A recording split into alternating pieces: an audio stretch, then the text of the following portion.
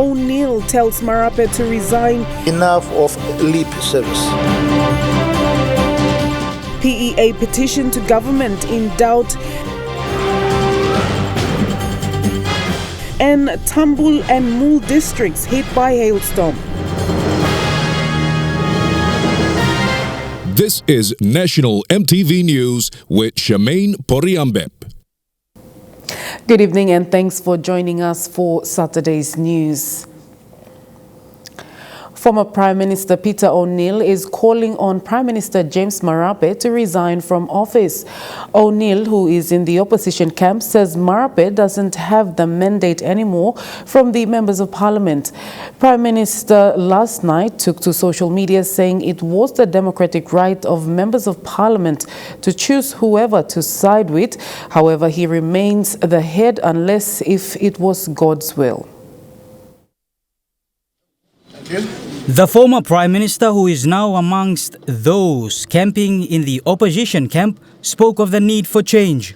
I think it's a clear message that enough of slogans, enough of rhetoric, enough of lip service. He claims James Marape's decisions is what has led the country into a state of recession. ONeill believes Marape has mismanaged the economy, something those now surrounding ONeill in opposition blamed him of doing when he was Prime Minister.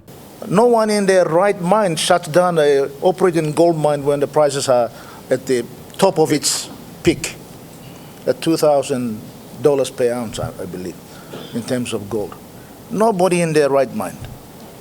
Of course, you can have tough negotiations, but that is mishandling, that's inexperience. Prime Minister James Marape, in a news conference yesterday, when questioned on what he would do if calls were made for him to resign, stated he knows the PM seat is not his birthright and would vacate the seat if needed. No, it's all politics in PNG. I'm not like Belanama and Mr. Peter ONeill who will fight unnecessarily. I'm a respecter of law. Politics is numbers game. If you have number, by all means, this is not my birthright. But we will deploy every means possible, legal means and political means, to ensure that the government that people elected is, through members of parliament, is sustained in December. You know, political instability causes harm to our country. Prime Minister James Marape was one of Peter ONeill's right-hand man in the close to 10 years they've shared working as members of parliament and members of the People's National Congress Party. Marape served in the top 4 senior economic ministries under ONeill. His ultimate resignation of office last year triggered the movement that led to the downfall of his predecessor. Now ONeill blames Marape for being incompetent in office. He spent 8 years with me as one of my senior ministers. I thought he learned. But obviously he's been sleeping on the job. We've been given 10 years between us to manage our country. I think they've seen enough of us for the time being. It's time to go. I ask this important question. What will a government do in just 12 months before 2022? What will a government do? The question the country should be asking and holding these leaders accountable. Bradley Valenaki, National MTV News. The Public Employees Association, with the support of its member union bodies, plan to petition the government. The petition deals with the salary fixation agreement, which the PA says the government has failed to honor. This has resulted in public servants missing out on CPI adjustments. The petition was to be handed to Minister for Public Service and the Minister for Labour and Industrial Relations. However, the unstable political climate has added another layer of uncertainty. The salary fixation agreement for the public service is mandated by government to the Public Employees Association as the bargaining agent for public servants. The PEA says the one-pay policy of the government restricts sectoral unions to negotiate for wages or salary increments except for other employment allowances and claims. In a media conference on Thursday this week, PEA executives and members of the Council of Public Servants Union gathered to air a petition. The 3 main areas for the petition are salary increment, insurance for all public servants, and salaries and wages tax. We have the support from all public sector unions and we want to put our demands forward to the government, to the public service minister, so as the labour minister. We want to put our demands especially on 3 important issues that is in line with our MOA.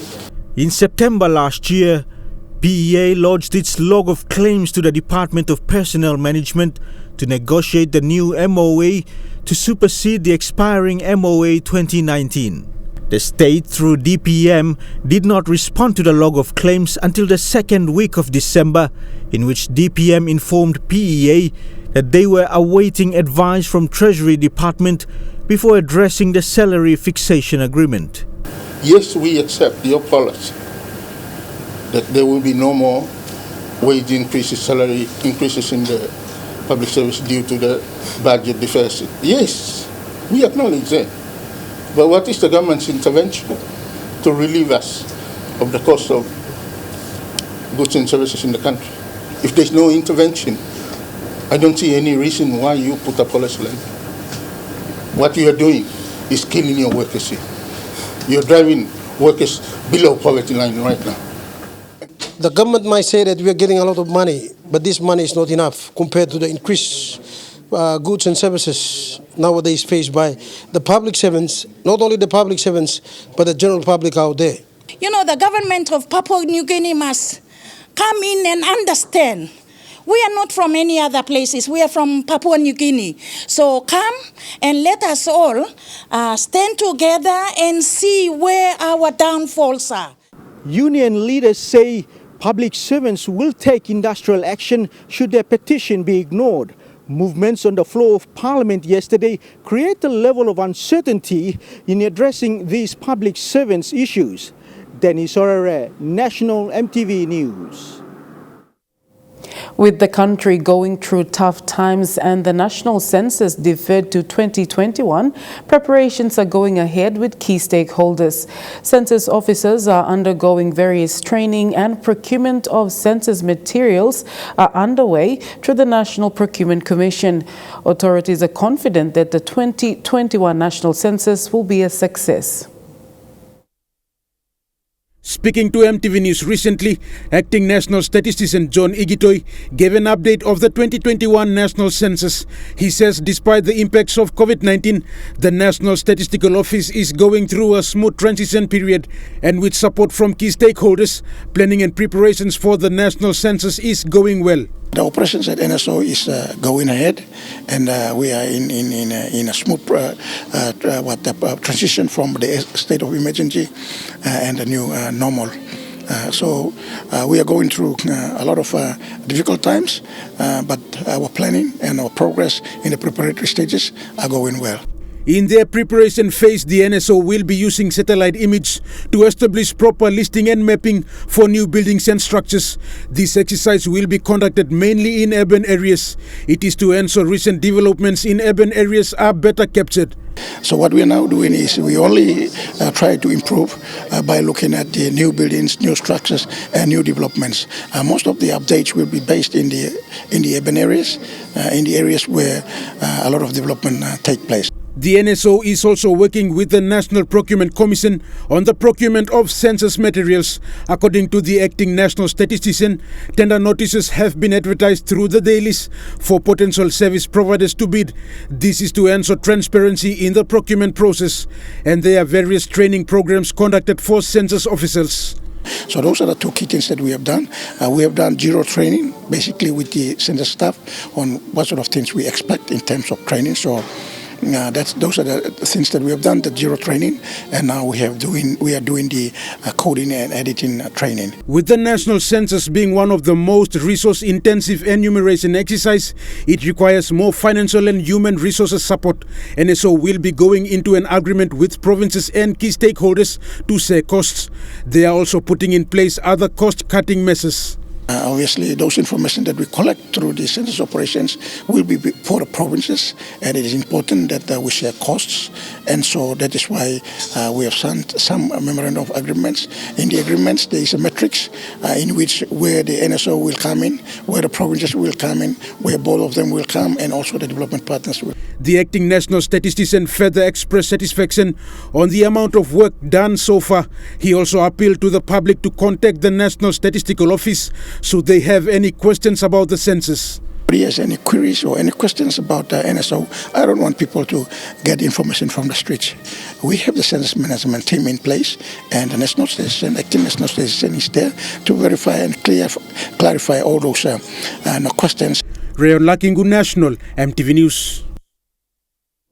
Still to come on National MTV News, hailstorm hit parts of Western Highlands Province and Christmas in the park for city residents. Stay with us.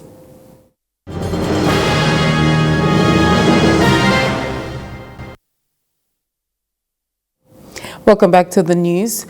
Parts of Tambul and Mul districts in Western Highlands Province were hit by a hailstorm on Tuesday afternoon. Ice balls the size of marbles stormed down on the people of Paya Kona in Tambul and the Balk people of Mul, which share the same mountain range. It was first of its kind for the people to experience such extreme weather condition. Locals recalled a heavy downpour, dark clouds with strong winds that befell around 3 o'clock Tuesday afternoon and lasted for 3 hours. They couldn't come out of their houses as there were ice-like marbles and rocks crashing on their rooftops. Their food gardens and cash crops were all destroyed. Cash crop mi place like simnan living life mi place village through long smoke bruise na potato, broccoli, all this all something and me plus exim money low and all get the bagrap. Why kago every day living blow me blame. Me plus I live low kago all get the kago and bagrap man. Now I'm mice put on time man. After 2 weeks all get the kago by sting na. 3 different communities were affected by this hailstorm. They also shared the same land boundaries. These are the Paya Kona 2 Council Ward and Turika Council Wards of Gilua LLG in Tambul Nabilia Electorate and the Bug 2 people of Mul LLG in the Mul Baya Electorate. They have been without food since Wednesday morning. I see cooking and go down long and the middle of him one look good like I out and I get start. I think you get money long and look about Kago long, Market or Lotao and something or send a kaka stuff. These people are mainly farmers who grow and produce broccoli, potato, cabbage, cacao, and tobacco. Tambul and place nukut na. Mi place a lip long, cabbage and broccoli and mi place a lip na. Mi place go salim now, mi place make him school pilong. At this time of the year, they normally plant food and cash crops to be harvested in January next year and sold in markets to raise funds for their children's school fees. However, their plans have been destroyed by this disaster.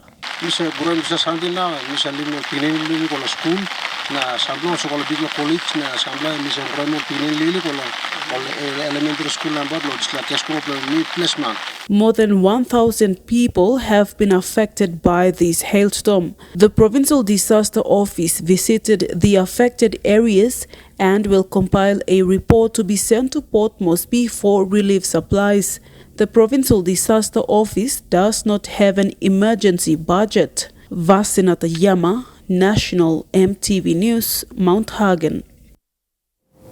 Over 700 people in Lae have petitioned Lae Police regarding the spike in petty crimes around the main bus stop areas. The petition, which calls for police to effectively police these areas, was handed over to the Metropolitan Commander, Chris Kunyanban. While he has given his assurance that they will look into the points raised in the petition, he also highlighted the challenges faced in policing in Lae. In an audience with Lae Police this morning, these youth aired their concerns over the spike in petty crimes in the city's main bus stop areas. street vending and pickpocketing being the main concerns raised. Market na town em work logo West Street, where phone snatching lo bus stop na this line big blow no go though big blow police presence em stop. But time of police em out, this line activity work lo come up. The police department must look at the petition bimta now, you blaba enforce him. Stop it all on him. Petty crimes em come up. To clear him or bus stops.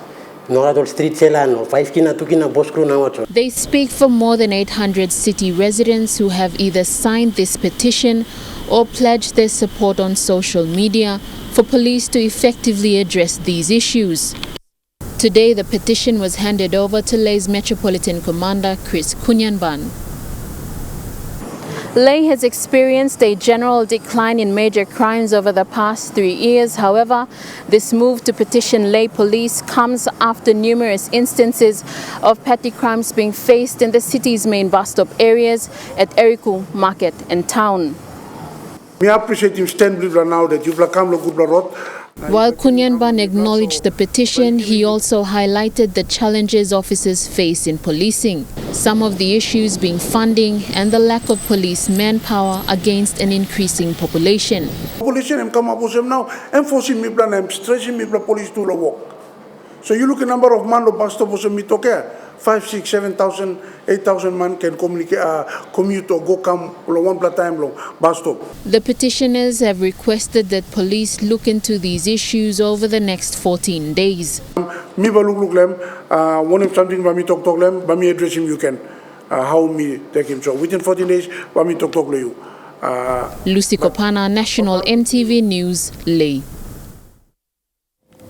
Rich in marine resources, the maritime province of Milimbe provides diverse opportunities for commercial fisheries development and community participation. With the recent opening of the province's town market and fisheries facilities, it now provides a platform for more robust exchange between buyers and sellers. There are ongoing fisheries projects at Milimbe's established provincial aquaculture facility in Bubuleta. This particular facility is the only one in the province that can hatch, breed, produce, feed and train fish farmers. Milimbe is the first province trialling out the tilapia sex reversal or monosex technique in the country. Mostly crossbreed the male parent and the female parent, which we obtain the egg. And then we incubate the eggs in containers. It lasted for 3 to 4 days for them to hatch. After hatching, then we transfer them to containers where we started to feed them with the hormone, the male testosterone. It's called an empty testosterone. That's a male hormone where we mix it with fish meal. The project started in 2010 and currently the area has 6 fish ponds and 6 breeder ponds. So now we stock 1:2 fish. We have 60 females and 30 males in that hapa net. So every week, after every 5 days, we'll get the eggs out of the mouth.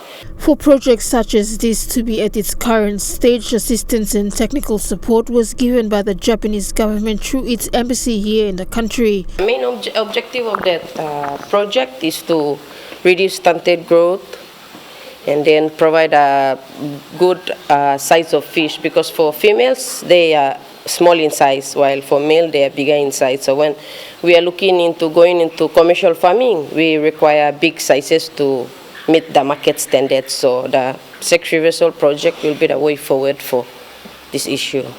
The province is looking into building up a fisheries college which will give National Fisheries Authority the opportunity to bring more revenue into the province in the long run. We're supporting the fish farming project.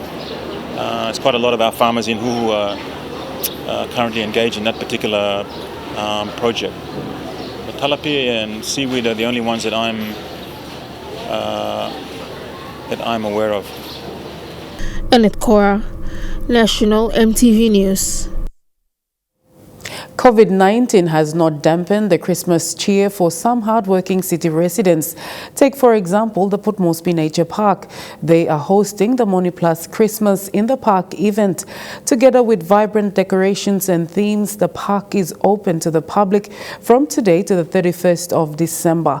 They hope to give families and communities a place to come together and share the Christmas spirit. Of course, COVID-19 rules are in place, such as wearing of masks. Christmas is often associated with the birth of Jesus Christ and Santa Claus, and is also a time of celebrations, a time of gift giving, family and other social gatherings, symbolic decoration, feasting, and simply spreading the Christmas cheer. Very good. Port Moresby Nature Park understands this, and in continuing its community engagements, is hosting the Christmas in the Parks events this Christmas. We're having the opportunity to make sure that we continue to engage with the community, and so we did always have something planned for Christmas this year, but we really sat back and we were like, you know, after such a challenging year this year, we feel like to be able to put on something such as Christmas in the Park is an amazing opportunity for families to get back together, and also to celebrate something good in a year that's been quite challenging for everybody. And we're very happy that we're being able to reach out to the business community again to see who could support us in putting together this event this year. Visitors to the park will now enjoy the Christmas wonderlands such as the Candyland, the Crib, and Census Village. These are 3 of 9 Christmas wonderlands the park has installed with the help of volunteers and a local artists throughout the park. Park CEO Michelle McGeorge hopes city residents would visit and celebrate Christmas while in the PNG's natural flora and fauna. The park opens every day from 8 a.m. to 4 p.m. with standard entry fees. And who knows, you might see Santa with Rudolph the Red-Nosed Reindeer. Yana Zoriri, National EMTV News. We'll go for a short break, but when we return, stories making headlines overseas. Don't go away.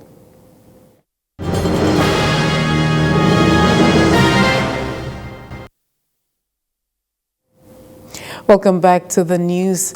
Turning abroad, more than 1 million Hindu, Sikhs and Jains will celebrate the festival of Diwali this weekend. The festival marks the victory of forces of good over evil, and communities get together and pray for peace and prosperity for the year ahead. In the United Kingdom, due to COVID-19, places of worship had to organize virtual ceremonies.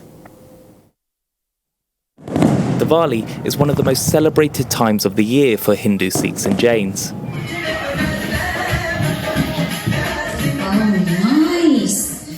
But this year, the coronavirus means that things will be quieter, with families making do with festivities from home. And for some, they may not even be celebrating at all. Mum was all about family. That's something Pirul Raja from Bolton knows all too well. The cruel reality of the virus has disproportionately affected families like hers. Happy birthday to you. Her mum, Glass Ben, died just 2 weeks ago after contracting the virus in the second wave. She was only 63 and self-isolating. We didn't expect what happened to my mum, and we took all the precautions, and it would just take an event where people get together for it to go rife, and you know, we wouldn't wish that on any family. Diwali is obviously very special in everyone's hearts, and then we can celebrate, we can get dressed up, we can have the divas lit up, but I think all within our own homes without kind of mixing. With Diwali falling on a weekend this year, extended families would have expected to come together for large gatherings. Instead, preparations are now being made for a Diwali from home. Say namaste, kids. Namaste. And for me, that includes a video call with my mum and the kids instead of seeing her in person. I'm going to miss all the love and cuddles, actual presence of the grandchildren, I would say, and my children. Wish that next year we are together and able to celebrate it happily. As the Chancellor lit diyas outside Downing Street to welcome in Diwali, the government have put out a plea asking people to respect the strict COVID rules. There are thousands of NHS doctors who celebrate Diwali every year with their families, but for them, this year will be different as well, with many staffing NHS wards instead. I can't celebrate with friends, I can't celebrate with family. Diwali is all about giving, it's all about resilience, it's all about victory. And if I'm working on that day and I can help people, then that's just as much of a celebration in some ways for me. So despite Diwali being celebrated in a different way, this year, perhaps the festival's central message of triumph in the face of adversity is a more pertinent one. After almost 3 decades of planning, construction of the world's biggest radio telescope is set to begin in remote Western Australia next year. CISRO is preparing to install more than 100,000 antennas to create the square-kilometre array telescope. But traditional owners are concerned traditional sites will be lost to science. Radio astronomers' dream. The Murchison Shire in outback Western Australia spans over 50,000 square kilometres and is home to just over 100 people. Our mobile phones, our cars, our refrigerators, everything generates radio frequency noise. And so basically we have to put our radio telescopes further and further away from people.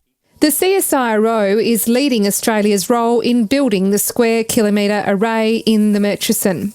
The $3 billion project is backed by 15 countries, with a brief to build the world's largest radio telescope.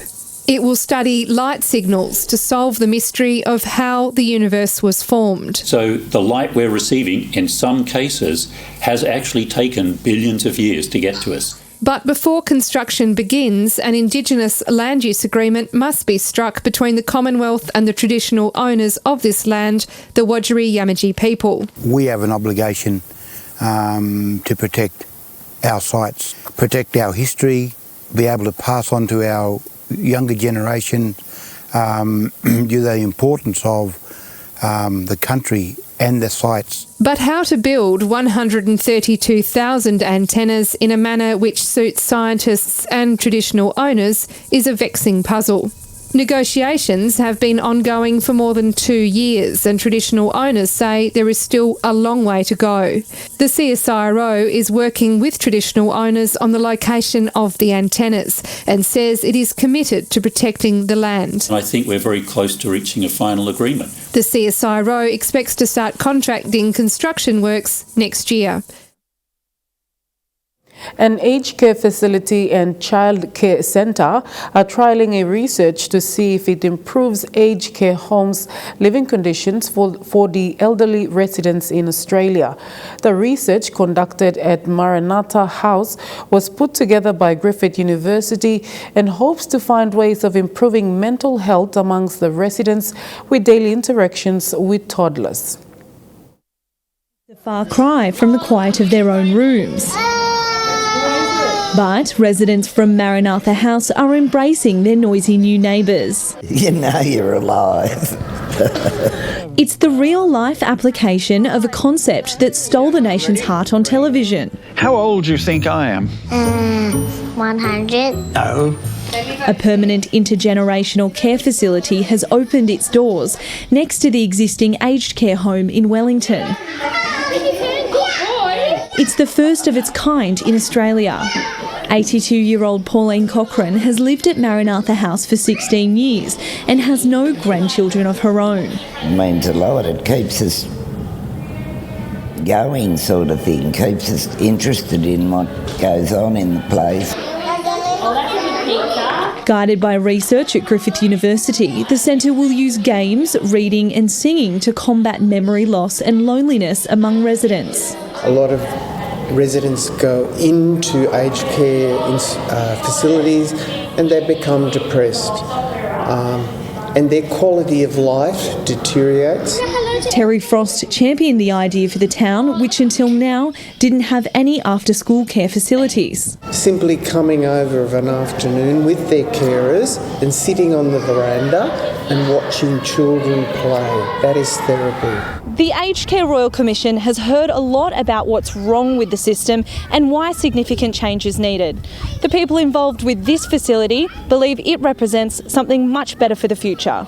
Watching the kids paint and them playing and everything, and the little ones coming up and asking, "What's your name?" It was really wonderful. A new era of respect and dignity. Trukai Sports is next. Fidelis Sukina will join you after the break. Stay with us.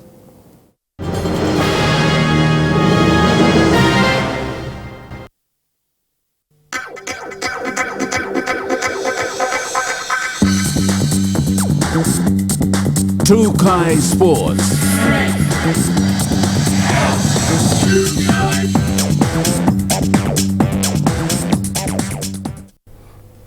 And welcome to Trukai Sports. The daughter of a man whose name is synonymous to the country's first and longest lawn bowls tournament, Takuru Force, says it's great to see her father's legacy continue. Roslyn Takuru, who now resides in East New Britain, found herself in Port Moresby in time for the bowls tournament 30 years since she last witnessed the tournament with her family name. The competition this season has attracted teams from outside the city to the Defence Bowling Club at Marape Barracks. It's something the family will always treasure. Their family name still lives on through the bowls competition run annually at the Defence Bowling Club in Port Moresby. Big pla hamamas belum pla olsem pla proud olsem desla Takuru Force the tournament the on mista plo disla mi tu pla one temping ini man mi pla come inside mi pla step inside lo disla tournament mi pla hamamas through olsem looking the number of participants increase. Roslyn's dad was the country's first bowls player. The green lawn at Marape Barracks is where it all began. An Australian Sergeant Steve Campbell has entered the clubhouse and the presidency to Chief Warrant Ezekiel Takaru. He was the RSM there and at that time. So that is why we are playing this cup named after him. He's now 86 years of age. He's still there. Over the years, me no lose ting lo disla bowling na mi play no lose ting mi play still ting imiet osem. Dedi mi got cup, mi got tournament belong any staff Takuru Force. Now it's continued as one of the most consistent tournament each year, attracting teams from outside. Because of COVID-19, the new normal, we have sent open invitation depending on the clubs to arrive. We've given nominations, but they have nominated, but again wouldn't make it. But Goroka, we have 3 teams from Goroka. There's a player from Lae here, made a mixed team, and he's here now. We have a team from Boracay Bicini Bowling Club, 8 teams, and we have 8 teams from Defence Bowling Club. So the total teams that it's playing now is we have 20 teams with each pool, 5 teams in each pool. The tournament ends with the finals tomorrow. Bradley Valenaki, Trukai Sports. And Trukai Sports continues with more sporting action after the break. Stay with us. Trukai Sports. And welcome back to Trukai Sports. To golf abroad. At the US Masters, bad weather forced the first round of the Masters to finish early, but it hasn't stopped Tiger Woods from making history. Woods recorded his best ever opening at Augusta. The start of the US Masters delayed as the skies opened up, forcing a 3-hour delay. Can we get just one break in 2020? But when the clouds finally cleared, an Augusta National in autumn emerged. And while the course looked different, Tiger Woods certainly didn't. Oh, beautiful shot from Tiger. The defending champion putting together a flawless round, shooting a bogey-free 68, his best ever start to a Masters. I did everything well today. I drove it well, hit my irons well, and putted well. Starting on the 10th, he made 3 birdies on the back 9. Yes. Before a vintage Tiger fist pump after his 4th birdie. And Tiger knocks it in. Woods, who is usually so quiet, is missing the noise. No patrons, no roars, no. We asked a few of the camera guys today where the ball ended up. Someone who isn't missing the noise, leader Paul Casey, who fired a 7-under par 65. No crowds, no problem for the Englishman, who felt a different buzz. The Masters has an energy, even though there's very limited people out there. There's still there's a cool vibe to this. Justin Thomas leads a host of players who, because of the delay, will need to finish their round tomorrow. Thomas currently sitting at 5 under. Yeah, I've played 10 holes. I got a lot of golf left, and just go home and get some rest and get ready for a long day tomorrow. And with Tiger lurking, it could be a long tournament for those in his sights. And to rugby union, Kiwi Super Rugby side will play an additional 5 games on top of the Super Rugby at Aurora next year. A Trans-Tasman crossover tournament at the conclusion of the domestic competition will have all teams play each other with only the top 2 playing in the finals. But without the Trans-Tasman bubble, the concept may fall flat.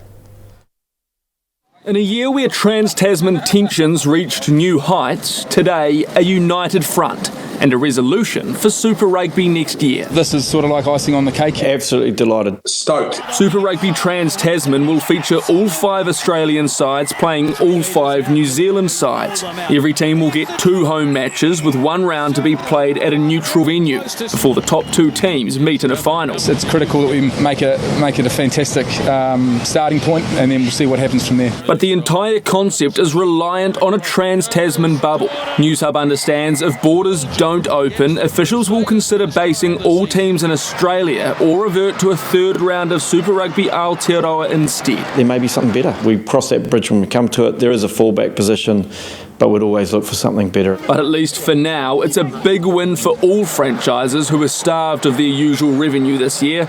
More home games in 2021 will provide a welcome boost. 6 is really, really important. 7, 8, 9 would be even better, but 6 is really, really important. And teams could get as many as 8 if they manage a home final in both competitions.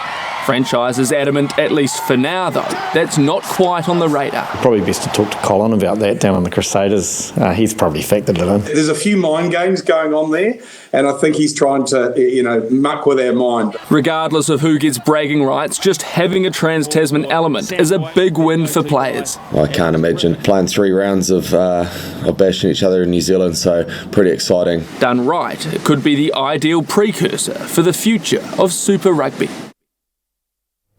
And that story wraps up Trukai Sports. Charmaine will be back with the weather report for the next 24 hours. Bye for now. Trukai Sports.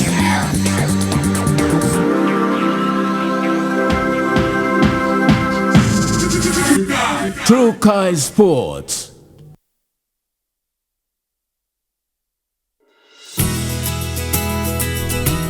This weather update is proudly brought to you by MoniPlus, with you always.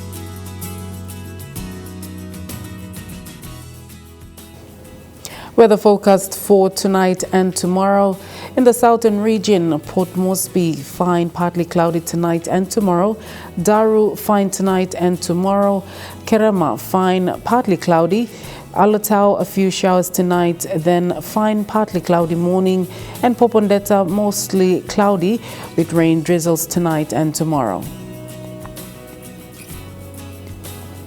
In the Momasa region, Lay, rain showers and drizzles tonight and tomorrow. Medang, cloudy with rain showers, drizzles tonight and tomorrow. Wewak, a few thundery showers tonight, then fine morning. And Vanimo, few thundery showers or drizzles tonight, then fine morning. In the New Guinea Islands, Lorengau, a few thundery showers tonight, then fine, partly cloudy morning. Kavieng, fine, partly cloudy tonight and tomorrow. Kokopo and Rabaul, a few thundery showers tonight, then fine morning. Kimbe, thundery showers tonight, then fine morning. And in Buka, fine, partly cloudy tonight and tomorrow morning. And the Highlands region, Mount Hagen, Goroka and Kundiawa, rain drizzles tonight, then morning fog. Mendi and Wabeg, fine, partly cloudy tonight, then morning fog.